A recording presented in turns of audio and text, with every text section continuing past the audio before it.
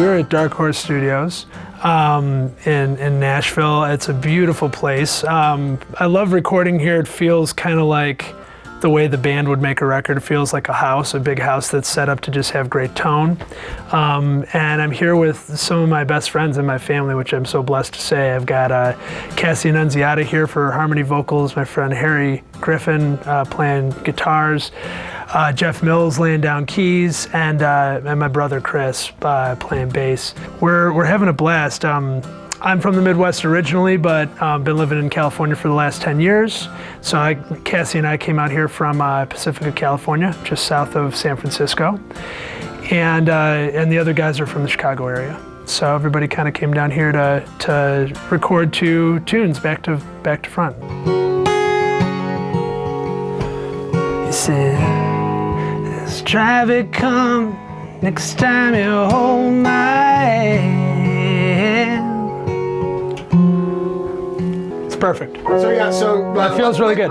Can you really listen to the bass part? Yes. One more time. I first started formally playing music, like taking lessons, at about 12. Before that, we had a piano in the house. I didn't really know how to play it. Before that, I loved music, but wasn't sure how to kind of get into it.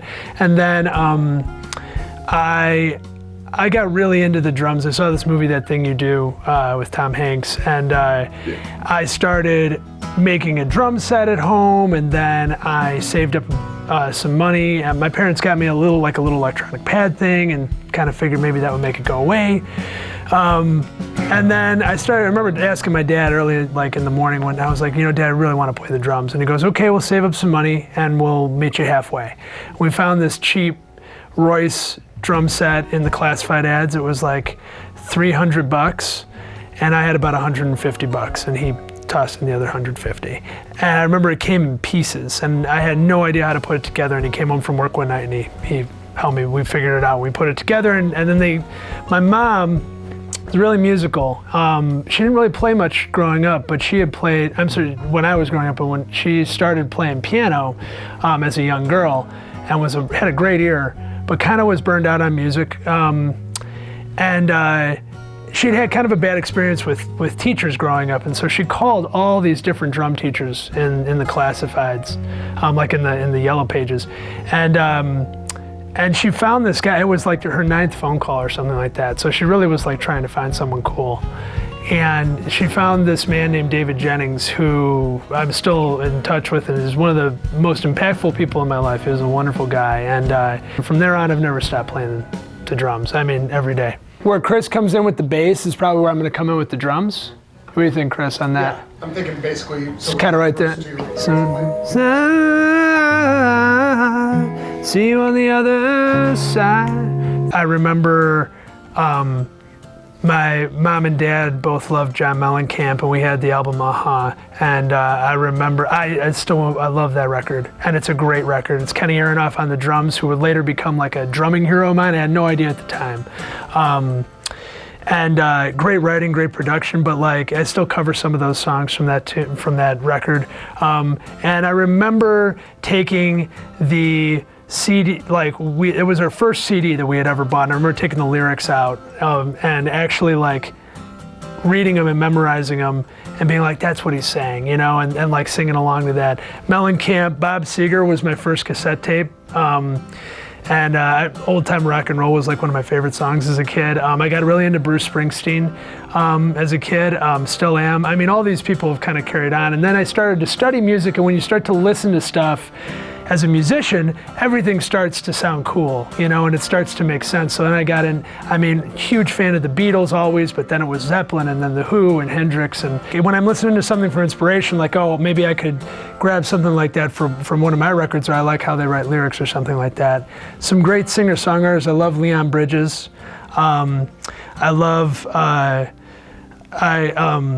I really love Jason Isbell. I love Ryan Adams, Chris Stapleton. I think they all write beautiful songs. There's this Lana Del Rey record that I've been listening to like crazy. And she's, I always thought of her as this pop star. But there's this record, did you know that there's a tunnel under Ocean Boulevard? And the lyrics on that record are just, they floored me. 3, 4, and then we'll just kind of soften it right there. See you on the other side. See you on the other side.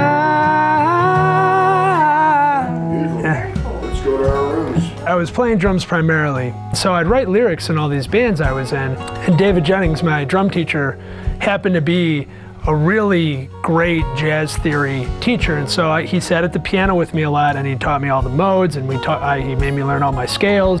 Started to kind of play some guitar and make my own recordings. And Chris would show me some stuff and I would figure it out from tabs. And that was how it went, and that's how I would write songs for a long time.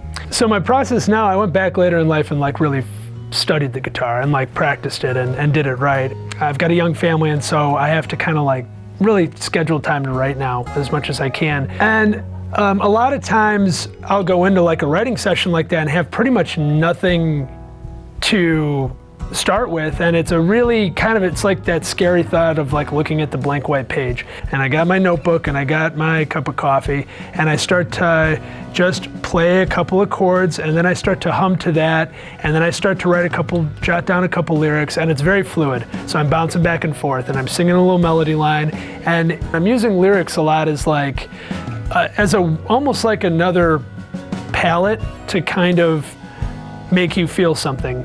And once I've got that much of a song done, then I'm addicted to it. It's the most fun thing in the world. I'm writing it in my head, I'm writing it while I'm driving or walking around, I'm writing it while I'm watching my kids or going for a walk or whatever I'm doing.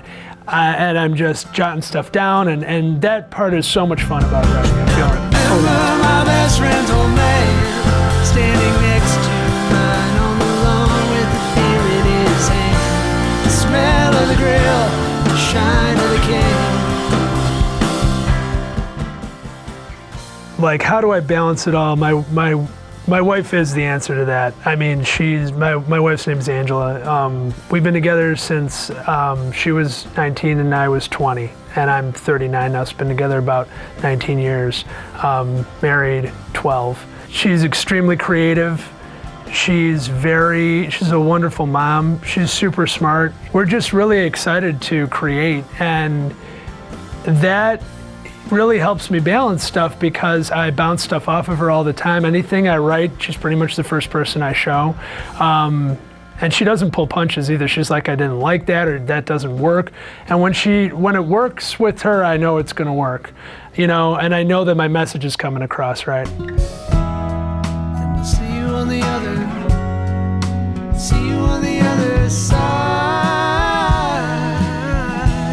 There was this moment like 2 days ago, my wife Ange showed me this video, and my son Tyler has this really incredible gift he's only 4, but he knows lyrics. And we listen to all sorts of regular music in the car all the time, and he knows the lyrics to almost everything. And she had this great video, and she's like, listen to this kid sing, and he is singing like note for note one of my songs. He knew where the vocals came in, he knew all the words, he knew when it went to the chorus, he held the notes. It was eerie, it was incredible. And man, having kids, they're a huge inspiration in what I'm writing about, See you on the other side.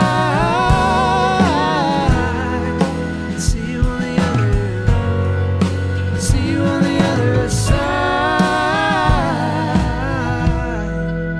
See you on the other side.